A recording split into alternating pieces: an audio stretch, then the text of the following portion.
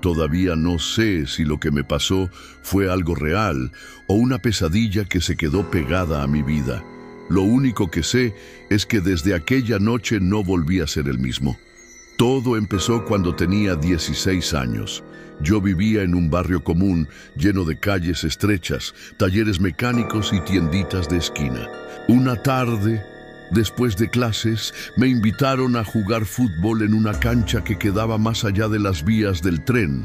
Para llegar, tenías que cruzar un puente oxidado y luego pasar por una zona que muchos evitaban, porque decían que allí habían asaltado a varios. Yo nunca había sido miedoso, así que acepté. El partido duró hasta tarde. Cuando me quise dar cuenta ya eran casi las 11 de la noche y me tocaba regresar solo. Me despedí de los demás y empecé a caminar. El aire olía a hierro, mezclado con humo de fogatas lejanas. Las lámparas de la calle apenas funcionaban y el ruido de los grillos era lo único que acompañaba mis pasos. Al cruzar el puente, escuché un sonido metálico extraño, como si alguien arrastrara cadenas. Me detuve, pero no había nadie. Traté de convencerme de que era mi imaginación y seguí. Entonces lo vi. En el suelo, justo a mitad del camino, había un zapato viejo, de esos de bota industrial. Parecía colocado a propósito, como si alguien lo hubiera dejado ahí para que lo encontrara. No le di importancia, lo rodeé y seguí andando. Pero unos metros más adelante apareció el otro zapato, igual de gastado, puesto en medio del asfalto. Me sudaron las manos. Miré hacia los lados, buscando a alguien que estuviera jugando conmigo, pero no había nada, ni un perro, ni un carro, nada. El silencio era tan fuerte que me dolían los oídos. Aceleré el paso y ahí fue cuando empezó lo peor. Detrás de mí, claramente se escucharon pisadas. No eran pasos ligeros, eran fuertes, pesados, como si alguien grande me siguiera. Me giré con un movimiento brusco y no vi nada. El camino estaba vacío. Seguí caminando más rápido, pero las pisadas seguían, siempre detrás de mí, siempre al mismo ritmo que mis pasos, como un eco vivo. Sentí un frío en la espalda, como si alguien pudiera tocarme en cualquier momento. Llegué a la esquina antes de mi casa y pensé que estaba a salvo. Pero al voltear para mirar de nuevo, vi algo que todavía me atormenta. Bajo la farola parpadeante estaba una figura enorme, demasiado alta, vestida con un overol oscuro. No se movía, solo estaba ahí, erguida, mirando en mi dirección. No podía verle la cara. Estaba cubierta por una especie de máscara lisa, blanca, sin rasgos. Me congelé. No podía correr ni gritar. El corazón me golpeaba tan fuerte que pensé que me iba a desmayar. La figura dio un paso hacia adelante y las luces de la farola se apagaron de golpe. Todo quedó en penumbras. Corrí con todas mis fuerzas hasta mi casa. Entré y cerré la puerta de un portazo. Mi mamá me preguntó por qué llegaba tan agitado, pero no pude explicarle nada sin sonar como un loco. Esa noche no dormí. Cada vez que cerraba los ojos, veía esa máscara blanca flotando en la oscuridad. Con el tiempo intenté convencerme de que había sido producto del cansancio, de mi imaginación o de alguna broma pesada.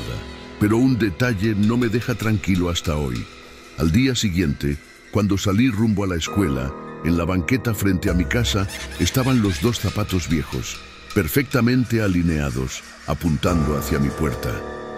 Desde entonces, nunca más volví a pasar por el puente de noche. Pero a veces, cuando camino solo, escucho otra vez esas pisadas detrás de mí, como si me siguieran, como si esa cosa todavía supiera dónde vivo. El hombre de la carretera vacía. Hay una imagen que me persigue hasta hoy. La silueta de un hombre en medio de una carretera solitaria, observándome sin moverse. Nunca sabré quién era o qué quería, pero esa noche sentí que la muerte me rozó. Tenía 17 años y me gustaba salir en bicicleta incluso de noche, porque el calor en mi pueblo era insoportable durante el día. Mi ruta favorita era una carretera secundaria que salía del pueblo y se perdía entre los campos de caña. Era recta, larga y, sobre todo, casi siempre vacía. Aquella noche de agosto salí más tarde de lo normal. El aire estaba pesado y no había luna. Solo la luz amarillenta de mi lámpara delantera iluminaba unos pocos metros adelante. Todo era silencio, salvo por el zumbido de los grillos y el crujir de las llantas contra el asfalto. A mitad de camino lo escuché. Era un golpeteo sordo, como si alguien diera palmadas lentas en la oscuridad. Me detuve, contuve la respiración y el sonido cesó. Supuse que eran ramas agitadas por el viento y continué pedaleando. Unos minutos después, mi lámpara iluminó algo extraño en el pavimento. Una fila de piedras pequeñas, perfectamente alineadas de un lado al otro de la carretera, bloqueando el paso. Me pareció raro, pero pensé que algún niño del rancho cercano había jugado a ponerlas ahí. Me bajé, las aparté y seguí.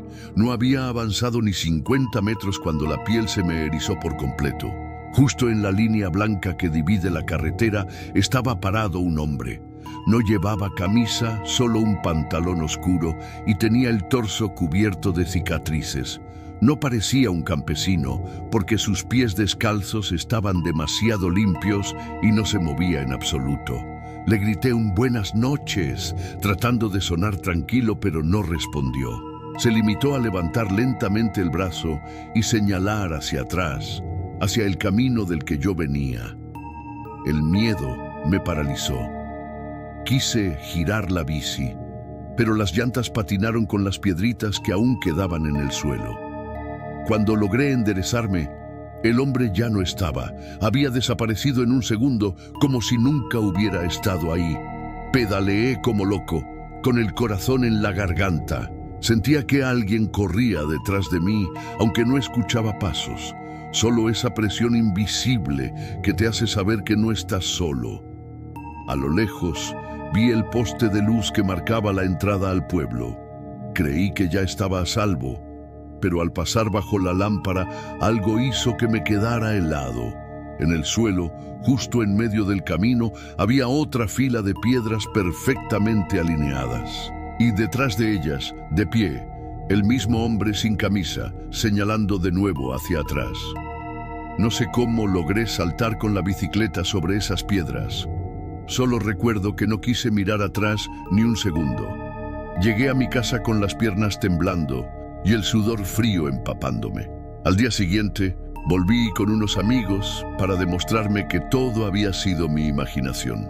Caminamos hasta el lugar y, para mi sorpresa, las piedras seguían ahí, perfectamente alineadas, pero nadie en el rancho cercano reconocía al hombre que describí.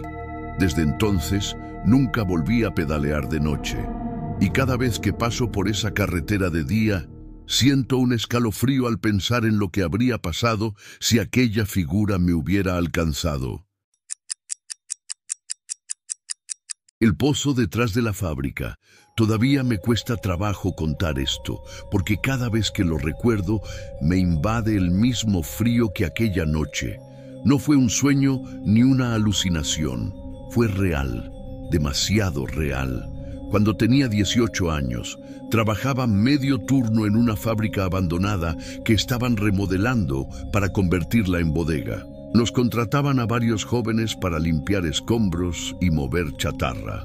El lugar era enorme, pasillos húmedos, techos llenos de goteras y un olor a óxido que se pegaba en la ropa. Una tarde, el capataz me pidió que revisara la parte trasera, donde había un viejo pozo tapado con tablas. Me dijo, solo asegúrate de que esté bien cerrado, que nadie meta la pata ahí. Yo no quería, pero obedecí. Caminé hasta el fondo del terreno, donde la luz de las lámparas ya no alcanzaba, y solo se escuchaban los ruidos de insectos y agua cayendo en algún rincón. Encontré el pozo. Las tablas estaban viejas, podridas, y en medio de ellas había un hueco del tamaño de un puño. Lo curioso fue que, en lugar de oler a humedad, de ahí salía un aire caliente, como un aliento espeso. Me agaché para mirar mejor y sentí algo que me hizo retroceder. Un golpeteo rítmico, como si alguien diera con los nudillos desde adentro. Llamé a uno de mis compañeros, pero cuando regresamos, el sonido había cesado. Se rió de mí y dijo que eran ratas. Yo quise creerlo. Esa noche me costó dormir. Soñé con el pozo abierto, con un hueco enorme tragándose toda la fábrica. Desperté empapado en sudor y juré no acercarme más, pero el destino no me lo permitió. Un par de días después, mientras movíamos fierros oxidados, escuché de nuevo ese golpeteo. Esta vez no venía de lejos, sino por debajo de nosotros. Todos callamos. Incluso el capataz, un hombre rudo, palideció. Mandó parar el trabajo y dijo que nos fuéramos temprano. La curiosidad pudo más que el miedo. Esa misma tarde, antes de irme, regresé solo al pozo. El aire caliente seguía saliendo, más fuerte que antes. Me arrodillé y puse la oreja contra la madera. Lo que escuché me quitó la sangre del cuerpo. Una respiración pesada, lenta, como de alguien que llevaba años ahí abajo. Y entre ese resuello, una especie de murmullo. No eran palabras claras, pero era un sonido humano, sin duda. Me alejé de un salto, pero tropecé y caí al suelo. El murmullo se transformó en un grito apagado, como si algo golpeara desde adentro. Las tablas crujieron y juraría que vi un par de dedos delgados, negros, asomarse por la rendija. Corrí sin mirar atrás. No dije nada a nadie por miedo a que pensaran que estaba loco. Pero al día siguiente, cuando llegué, el pozo estaba cubierto con una losa de cemento fresco. El capataz dijo que era para evitar accidentes.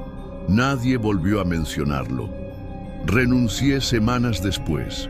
No podía seguir ahí, con esa presión en el pecho cada vez que entraba al edificio. Pero lo peor vino meses más tarde, ya en otro trabajo. Una madrugada, mientras sacaba la basura de mi casa, lo escuché de nuevo. Ese mismo golpeteo rítmico, esta vez proveniente de la alcantarilla frente a mi puerta. Desde entonces vivo con la sensación de que lo que estaba en ese pozo no se quedó ahí, que me sigue, que busca la manera de salir a la superficie. Y cada vez que paso cerca de una coladera o una tapa de drenaje, no puedo evitar acelerar el paso, porque tengo miedo de escuchar otra vez ese murmullo subterráneo llamándome por mi nombre. El hombre que nunca cerraba los ojos. Nunca pensé que algo tan simple como mirar a otra persona pudiera convertirse en una pesadilla.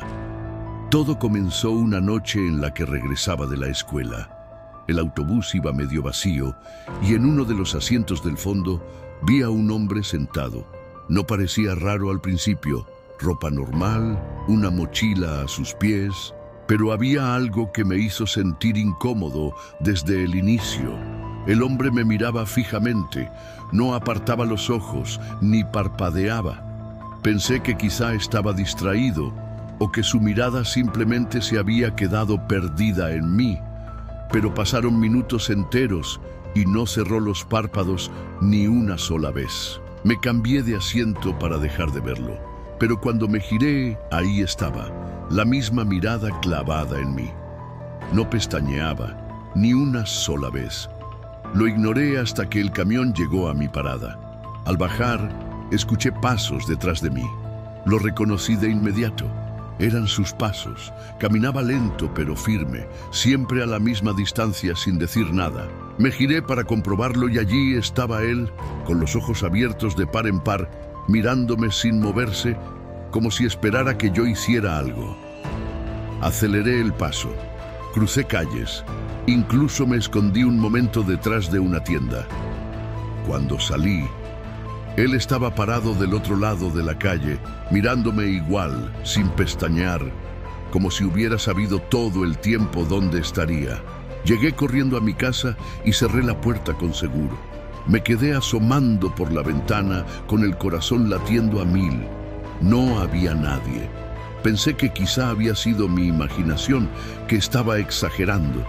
Pero esa noche, al intentar dormir, lo sentí otra vez. No lo vi, no escuché nada, pero sentía esa misma mirada pesada sobre mí, como si alguien estuviera al borde de la cama sin cerrar los ojos. Desde entonces, cada vez que estoy solo, tengo la sensación de que alguien me observa sin pestañear. A veces me miro en el espejo y me descubro a mí mismo parpadeando menos de lo normal. Me da miedo que, poco a poco, yo también me convierta en alguien que nunca cierra los ojos.